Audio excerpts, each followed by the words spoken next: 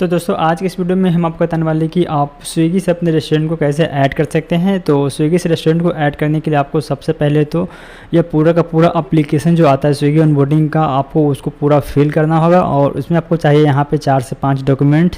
सबसे पहला है फूड लाइसेंस, फिर उसके बाद मेनू कार्ड हो गया रेस्टोरेंट का, फिर आपका pan card, account number, IFSC code, ये सब डॉक्यूमेंट्स अगर आपके पास होना चाहिए। और उसके बाद आप यहाँ पे स्विगी में ऑनबोर्डिंग स्टार्ट कर सकते हैं।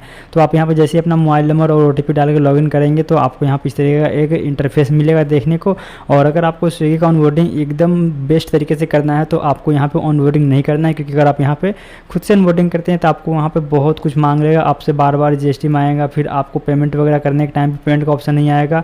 फिर आपका रेस्टोरेंट अगर आप पेमेंट कर देते हैं तो भी यहाँ पे रिजेक्ट हो जाने का चांस रहता है। अगर आप यहाँ पे रिजेक्ट नहीं होता है तो आपका रेस्टोरेंट क्या होता है कि पेमेंट करने के बाद पेमेंट तो आपके अकाउंट से कट जाएगा, उसके बाद भी आपको वहाँ पे फिर से दोबारा पेमेंट का ऑप्शन आएगा।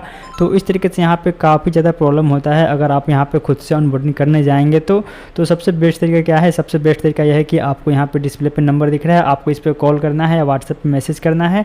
और उसके बाद हम लोग यहाँ पे आपसे डॉक्यूमेंट्स वगैरह लेकर के यहाँ पे स्टार्ट करते हैं ऑनबोर्डिंग करना। और अभी तक हमने यहाँ पे जितना भी ऑनबोर्डिंग किया है उसमें यहाँ पे 5 घंटे मैक्सिमम लगा है रेस्टोरेंट को चालू होने में। 4 से 5 घंटे में आपका रेस्टोरेंट यहाँ पे स्टार्ट हो जाता है अगर आप यहाँ पे अभी पेमेंट करते हैं। और अगर आपका पेमेंट जैसे ही सबमिट हुआ स्विगी को वैसे ही आपका एप्लीकेशन रिव्यू में जाएगा और इसके बाद आपका रेस्टोरेंट अभी से लेकर के शाम के 4-5 घंटे तक स्टार्ट हो जाता है।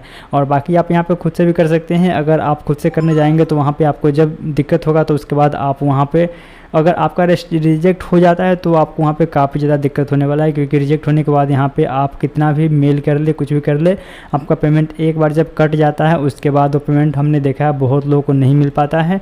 हर रोज़ मुझे व्हाट्सएप पे 4-4, 5-5 स्क्रीनशॉट आता है कि मेरा पेमेंट कट गया है या फिर मेरा पेमेंट तो सबमिट हो गया है लेकिन बार बार यहाँ पे एप्लीकेशन रिजेक्ट हो रहा है या फिर किसी का तो पेमेंट करने का ऑप्शन ही नहीं आता है। तो इस तरीके से यहाँ पर इतना ज़्यादा प्रॉब्लम आता है। और जो लोग फ़ोन से करते हैं उनको यहाँ पे काफ़ी ज़्यादा दिक्कत आता है, क्योंकि वहाँ पे क्या होता है कि फ़ोन में उनका सर्वर तो एक तो पहले से उनका बहुत ही स्लो है और फिर फ़ोन में अच्छे से वो काम नहीं करता है। और पेमेंट करने जाएंगे तो आपको पेमेंट करने के लिए फ़ोनपे, पेटीएम, गूगल पे ये सब ऐप ओपन करना होगा और आप उधर ऐप को ओपन करके पेमेंट करोगे तब तक इधर जो स्विगी का ऑनबोर्डिंग एप्लीकेशन है यह आपका यहाँ पर रिफ्रेश हो जाता है और आपका पेमेंट सबमिट नहीं हो पाता है।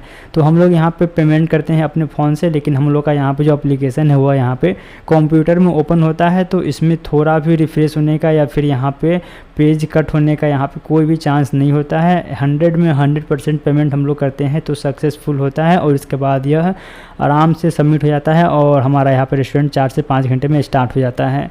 तो आपको यहाँ पे सबसे पहले करना क्या होता है, अगर आप यहाँ पे ऑनबोर्डिंग खुद से करते हैं तो आपको इस तरीके से आपको फॉर्म वगैरह फिलअप करना होगा।